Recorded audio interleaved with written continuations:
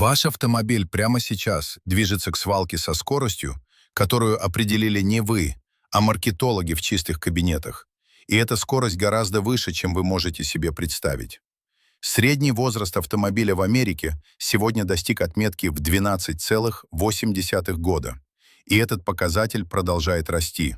Но вот в чем заключается пугающая правда. Большинство этих машин никогда не увидит на своем одометре цифру в 300 тысяч километров.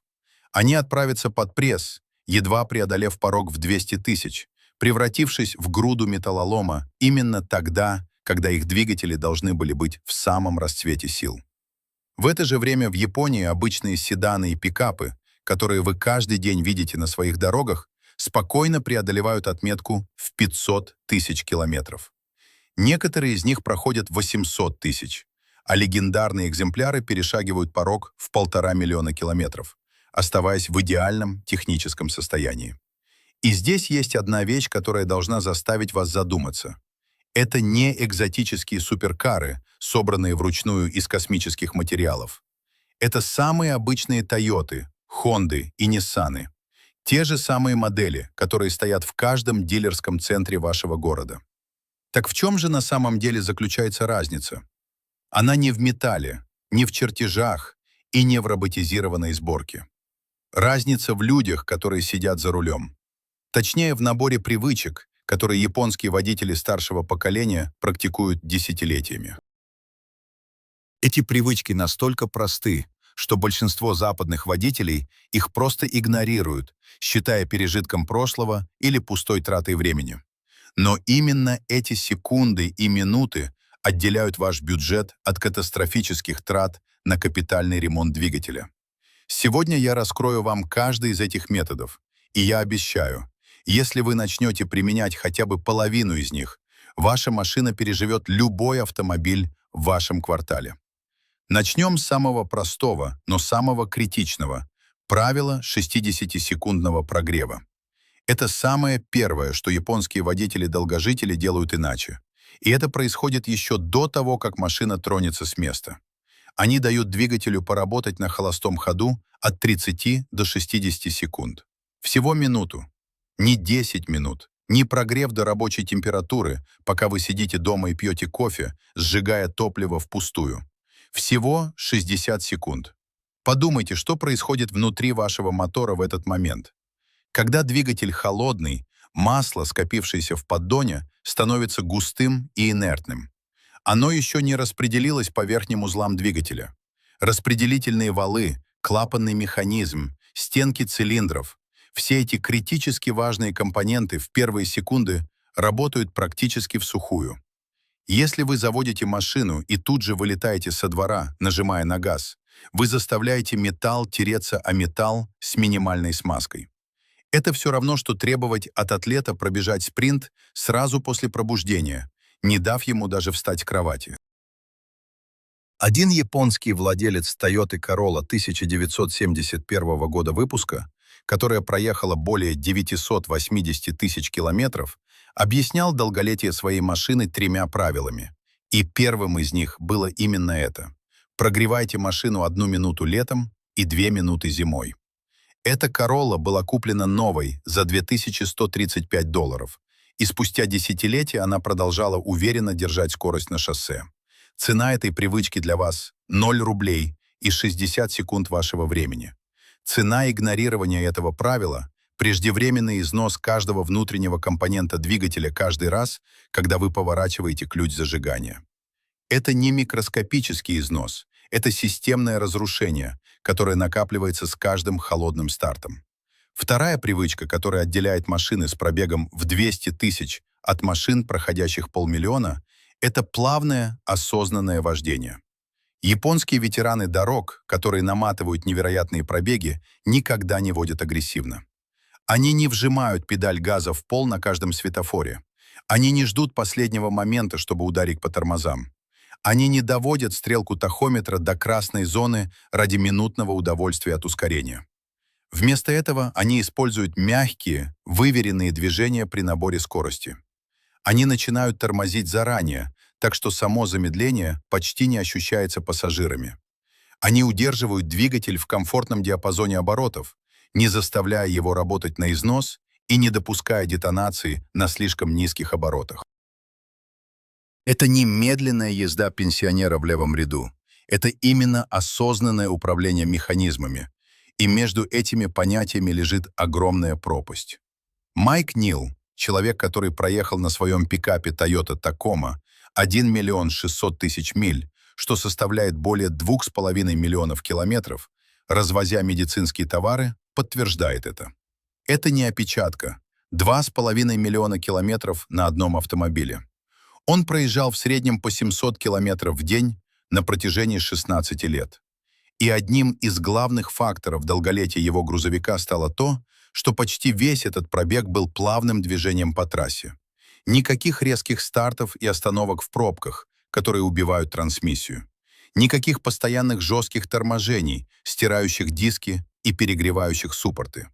Только стабильное, размеренное движение, позволяющее каждой механической системе работать в своей идеальной зоне комфорта. Его оригинальная трансмиссия прослужила более 2 миллионов километров. Оригинальные свечи зажигания отработали более миллиона километров. Знаете, что на самом деле убивает автомобили в наших городах? Не пробег, их убивает насилие.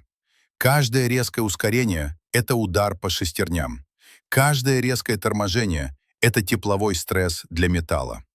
Японская философия вождения строится на уважении к механизму, который дает вам свободу передвижения. Мы привыкли считать автомобиль просто инструментом, бытовой техникой вроде микроволновки. Но для тех, чьи машины живут десятилетиями, это сложная экосистема, требующая понимания физики процессов. Когда вы начинаете видеть не просто дорогу, а то, как смыкаются пакеты фрикционов в вашей коробке передач, как нарастает давление масла в магистралях, ваше вождение меняется навсегда. И вместе с ним меняется и срок службы вашего мотора. Вам не нужно ехать медленно, вам нужно ехать правильно. И именно это знание является фундаментом, на котором стоят рекорды японской надежности, о которых молчат в рекламных проспектах новых моделей. Чтобы понять, почему ваш двигатель запрограммирован на саморазрушение, нам нужно заглянуть под микроскоп и разобрать физику процесса, о которой молчат менеджеры автосалонов. Проблема, которую десятилетиями решали лучшие инженерные умы, заключается не просто в трении, а в явлении, которое физики называют молекулярной сваркой. Представьте себе поверхность цилиндра или шейки коленчатого вала. Для вашего глаза она зеркально-гладкая, но при увеличении в 1000 раз она превращается в горный хребет с острыми пиками и глубокими ущельями. Когда две такие поверхности скользят друг по другу, эти микроскопические пики сталкиваются, мгновенно разогреваются до температуры плавления и свариваются между собой, тут же разрываясь при дальнейшем движении. Этот процесс происходит тысячи раз в секунду, буквально выгрызая металл из внутренностей вашего мотора. Обычное моторное масло создает пленку, которая должна разделять эти поверхности. Но вот в чем подвох. При высоких нагрузках или во время того самого холодного пуска, о котором мы говорили, эта пленка истончается до критических значений и рвется. В этот момент ваш двигатель начинает пожирать сам себя. Японский подход к этой проблеме кардинально отличается от западного. Пока инженеры в Европе и Америке гнались за экологическими нормами и снижением вязкости ради экономии 2% топлива, японцы сосредоточились на создании так называемого жертвенного слоя. Речь идет об использовании органического молибдена, а конкретно дитиокарбамата молибдена. Представьте себе этот процесс как тысячи слоев мокрого скользкого стекла, которые накладываются друг на друга на молекулярном уровне. Химическая формула этого соединения позволяет ему под воздействием высокой температуры и давления в зоне контакта распадаться и образовывать на поверхности металла твердую, но невероятно скользкую решетку дисульфида молибдена. Когда масляная пленка рвется, эти молекулярные слои начинают скользить друг относительно друга, предотвращая прямой контакт металла с металлом. Это не просто смазка, это фактически создание новой временной поверхности, которая принимает на себя весь удар. Этот принцип защиты уходит корнями глубоко в историю и не имеет ничего общего с современным маркетингом. Еще японские мастера-оружейники в период Эдо использовали схожие принципы слоистой закалки и цементации поверхности, создавая мечи, которые не тупились десятилетиями.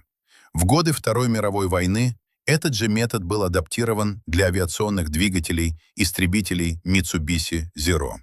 Японские инженеры понимали, в условиях нехватки ресурсов и жесткой эксплуатации машина должна выживать на пределе физических возможностей. Именно тогда были заложены основы того, что в 1962 году стало официальным промышленным стандартом Японии под номером 9030. Этот стандарт жестко регламентировал концентрацию противоизносных присадок, которая в 2, а иногда в 3 раза превышала общепринятые мировые нормы. Если вы откроете спецификации типичного японского масла для внутреннего рынка, вы увидите содержание молибдена на уровне 700 частей на миллион. Для сравнения, в большинстве энергосберегающих масел, которые вам заливают на официальном сервисе в Европе или Америке, этот показатель едва достигает 50 или 80 единиц. Разница в 14 раз – это не погрешность, это системный выбор. Западные стандарты, такие как современные допуски по классификации Американского института нефти, сознательно ограничивают содержание этих веществ под предлогом защиты каталитических нейтрализаторов. Но давайте проследим за деньгами. Стоимость замены катализатора – это сотни долларов. Стоимость капитального ремонта или замены двигателя – это тысячи и десятки тысяч. Индустрии невыгодно, чтобы ваш мотор был вечным. Им нужно, чтобы он отработал гарантийный срок и начал требовать дорогостоящего обслуживания. В Японии же исторически сложилась иная модель. Ресурс автомобиля – это вопрос национальной эффективности и личного достоинства инженера. Технология создания трибопленки, которая восстанавливается при каждом обороте коленчатого вала, делает износ практически нулевым в штатных режимах работы. Это физика, которую невозможно обмануть рекламными лозунгами. Когда вы понимаете, что ваш двигатель может быть защищен на молекулярном уровне слоем, который прочнее и скользче самого металла, вы начинаете видеть всю абсурдность современных сервисных интервалов. Западная версия защиты слабее не потому, что высокие концентрации вредны для техники. Наука доказала обратное еще в 60-х годах. Она слабее, потому что полная защита двигателя убивает саму бизнес-модель современного автопрома, которая держится на обороте запчастей и регулярном обновлении автопарка. Японские машины выживают не вопреки законам химии, а благодаря тому, что эти законы там поставлены на службу владельцу, а не корпорации. И то, что для нас кажется чудом надежности, для японского инженера старой школы просто строгое соблюдение протокола, который защищает металл от уничтожения. Теперь, что именно делать? Ни одного пропущенного шага, ни одной размытой формулировки, только сухой протокол, который превратит ваш автомобиль в крепость на колесах. Первое и самое главное – забудьте про сервисные интервалы в 15 тысяч километров, которые навязаны вам отделом маркетинга. Ваш первый шаг – переход на японский цикл замены масла каждые 5-7 тысяч километров или раз в полгода, что наступит раньше. При этом вы не просто сливаете старую жидкость, вы используете добавку на основе органического молибдена в концентрации не менее 400 мг на килограмм. Вы заливаете этот состав строго в прогретый до 80 градусов двигатель, даете ему поработать на холостых оборотах ровно 10 минут, чтобы молекулярная решетка успела закрепиться на поверхностях трения, и только после этого начинаете движение. Это создает тот самый микроскопический слой, который будет защищать ваши вкладыши и поршневые кольца в моменты критических нагрузок, когда обычное масло просто превращается в бесполезную воду. Второй шаг касается системы охлаждения, о которой 90% водителей вспоминают только тогда, когда из-под капота валит густой пар. Вы обязаны проводить полную промывку системы и замену антифриза каждые 2 года или 40 тысяч километров пробега, независимо от того, что написано в инструкции к вашему автомобилю. Вы используете только дистиллированную воду для промывки, прогоняя ее через систему трижды, пока она не станет кристально чистой. Затем заливаете качественный лабридный антифриз, который содержит силикаты для моментальной защиты металла и органические кислоты для долговечности. Это предотвратит кавитационную эрозию помпы и образование накипи в тонких каналах головки блока цилиндров. Помните, перегрев на 5 градусов выше нормы в течение 10 минут снижает ресурс поршневых колец на 30%. А один серьезный закип– это билет в один конец на свалку для всего алюминиевого блока. Третий шаг– это обслуживание трансмиссии, которую производители лукаво называют необслуживаемой. Каждые 35-40 тысяч километров вы делаете частичную замену масла в автоматической коробке или вариаторе. Не аппаратную замену, которая может поднять всю грязь со дна поддона и забить гидроблок, а именно слив-долив. Вам потребуется ровно 4 литра свежей жидкости и новый фильтр грубой очистки. При каждой второй замене вы обязательно снимаете поддон и очищаете магниты от металлической пыли. Если вы видите на магнитах ежиков из стружки, это ваш последний шанс спасти коробку за 5000 рублей, прежде чем она потребует ремонта на 200 тысяч. Этот протокол позволяет держать уровень продуктов износа в масле ниже критической отметки, сохраняя фрикционы и соленоиды в состоянии новых на протяжении сотен тысяч километров. Четвертый шаг – очистка датчика массового расхода воздуха. Процедура, о которой не знают даже опытные механики. Каждые 15 тысяч километров, одновременно с заменой воздушного фильтра, вы извлекаете этот датчик и обрабатываете его чувствительный элемент специализированным составом для очистки датчиков, который стоит не дороже 400 рублей. Вы не используете бензин, не используете очиститель карбюратора, только специализированную химию, которая испаряется за секунды, не оставляя налета. Чистый датчик позволяет компьютеру готовить идеальную топливную смесь с точностью до миллиграмма. Когда он загрязнен, ваш двигатель начинает работать на переобогащенной смеси, что ведет к образованию нагара на клапанах и медленному разрушению катализатора. 5 минут вашего времени раз в год экономят вам до 10% топлива и сохраняют чистоту камеры сгорания. Пятый шаг – регулярная гигиена топливной системы. Каждые 10 тысяч километров вы заливаете в бак мягкий очиститель топливных инжекторов, который работает на молекулярном уровне, расщепляя лаковые отложения. Вы делаете это перед заправкой полного бака и обязательно проезжаете этот бак в режиме трассы, чтобы обеспечить стабильное давление и температуру в системе. Это поддерживает правильный распыл топлива, предотвращая образование капель, которые не горят, а просто смывают масляную пленку со стенок цилиндров, вызывая те самые задиры, которыми так пугают владельцев современных моторов. Очиститель за 500 рублей предотвращает замену форсунок, каждая из которых стоит как половина вашей месячной зарплаты. Шестой шаг – это ведение жесткого протокола обслуживания, вашей личной черной книги. Вы записываете каждое действие, дату, точный пробег, артикул детали, марку масла и даже погодные условия, при которых проводилась работа. Это не просто бюрократия, это инструмент анализа. Через 3 года вы увидите, как ведет себя та или иная деталь в вашем климате. Вы сможете предсказать выход из строя любого узла за 1000 километров до поломки.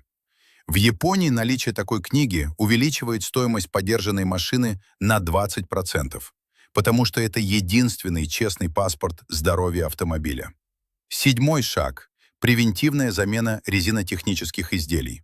Каждые 5 лет или 60 тысяч километров вы меняете все приводные ремни и все патрубки системы охлаждения, даже если они выглядят идеально. Резина стареет изнутри под воздействием температуры и химии.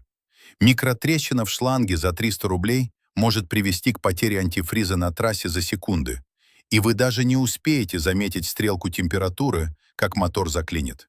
Это инвестиция в ваше спокойствие, которая стоит копейки по сравнению с последствиями. Теперь давайте взглянем на экономику.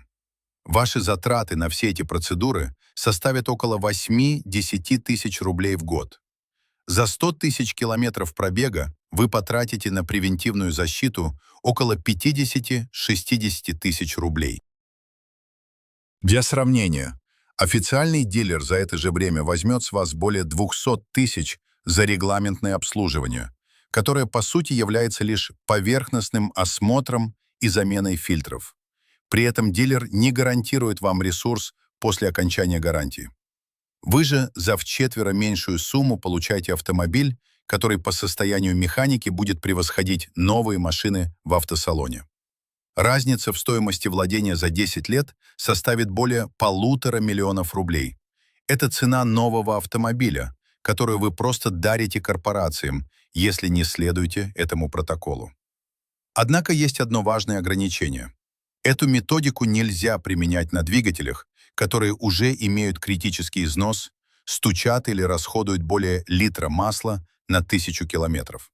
В таком случае молибденовые присадки и активная промывка могут только ускорить финал, подняв многолетние отложения, которые и держат остатки компрессии.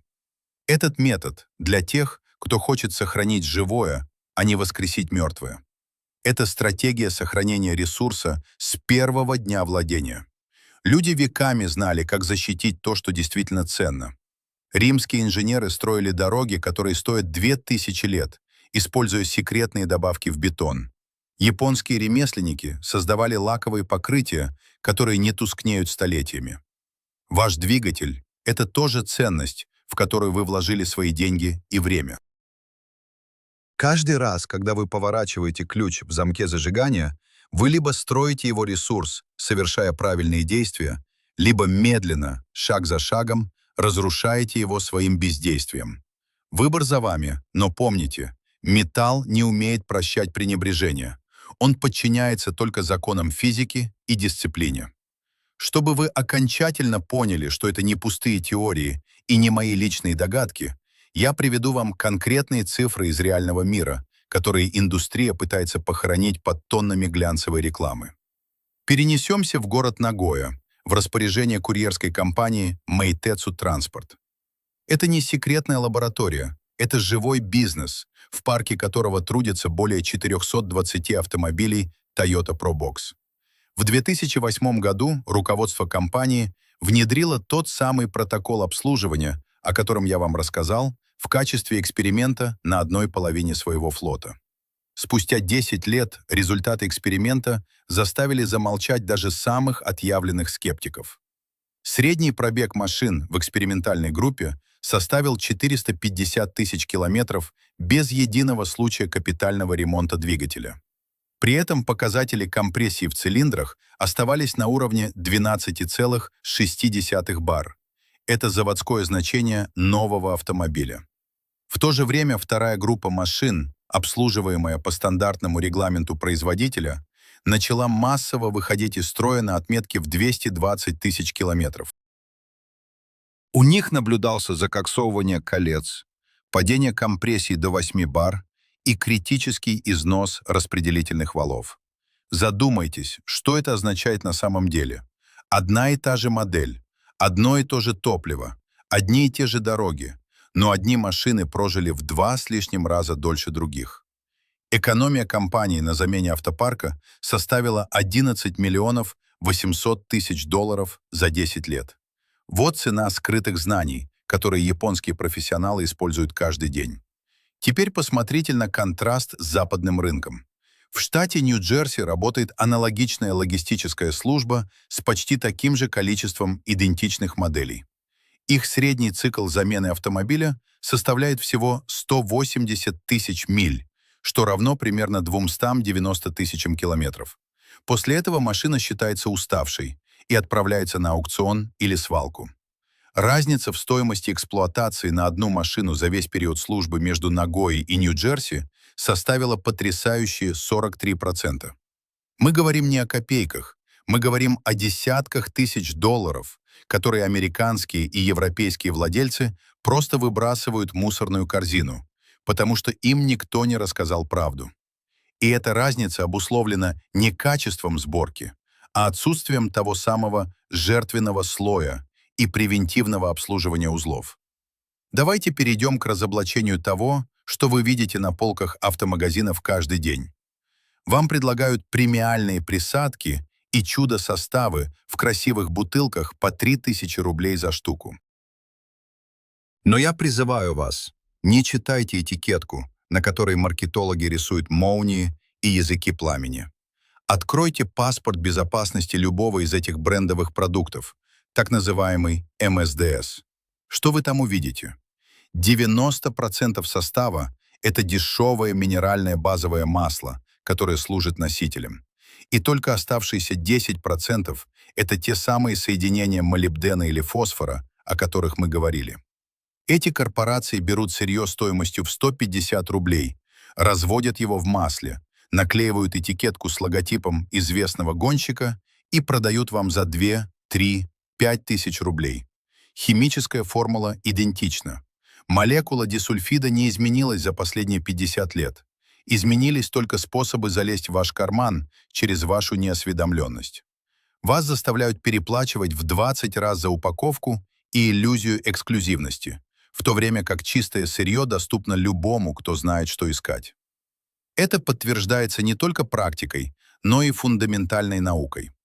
Обратитесь к публикациям в международном журнале Tribology International за 2018 и 2019 годы.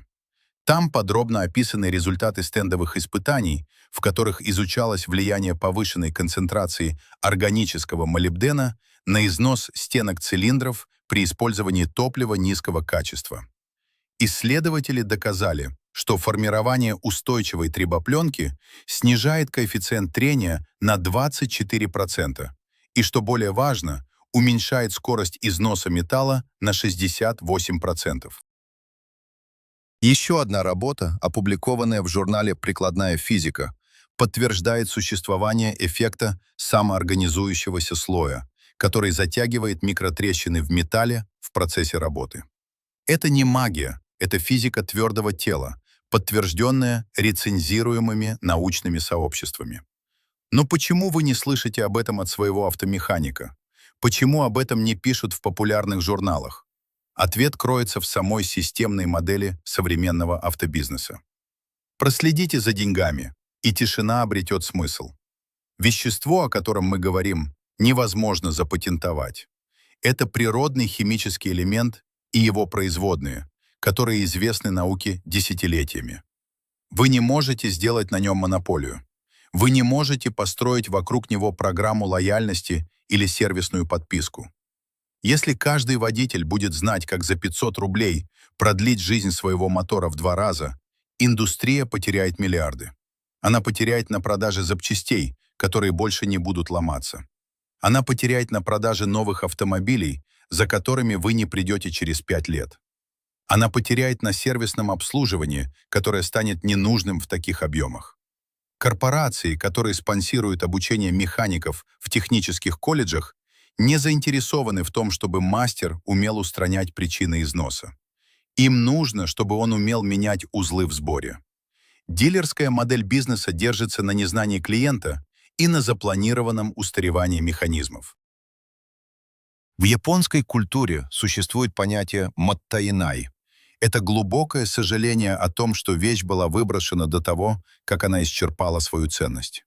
Это уважение к предмету, которое не позволяет владельцу относиться к машине как к одноразовой игрушке. А на Западе нам навязали культуру потребления, где автомобиль — это всего лишь пассив, который должен быстро обесцениться и быть заменен на новый кредит. Вот цифра, от которой вам должно стать по-настоящему не по себе. Современный двигатель, спроектированный с помощью компьютерного моделирования, теоретически способен пройти 1 000 000 километров. Но из-за навязанных регламентов и отсутствия элементарных навыков защиты он с трудом доживает до 250 тысяч. Вы платите за 1 000 000 километров ресурса, когда покупаете машину, но по факту используете только четверть того, за что заплатили. Остальные 75% вы просто отдаете системе в качестве налога на свою доверчивость. Ваша машина — это не просто средство передвижения, это ваш капитал, ваше время и силы, которые вы потратили, чтобы заработать на нее.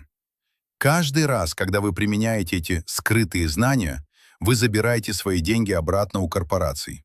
Вы буквально строите свою финансовую независимость, потому что отсутствие необходимости покупать новую машину каждые несколько лет – это самый быстрый способ сэкономить десятки тысяч долларов. Японские долгожители дорог знают это лучше всех. Они не ищут волшебных кнопок. Они просто соблюдают дисциплину обслуживания, которая основана на честной науке, а не на маркетинговой лжи. И теперь, когда эти знания есть у вас больше нет оправданий, чтобы позволять своей машине разрушаться. Сделайте шаг в сторону от толпы, которая верит в необслуживаемые коробки и масло на всю жизнь. Возьмите контроль над своим двигателем в свои руки, и он отплатит вам такой надежностью, в которую ваши соседи просто не смогут поверить. Это и есть японский путь. Путь уважения к металлу, путь дисциплины и путь победы над системой, которая хочет, чтобы вы платили снова и снова. Берегите то, что у вас есть, и ваша машина станет вашей самой надежной инвестицией в будущее.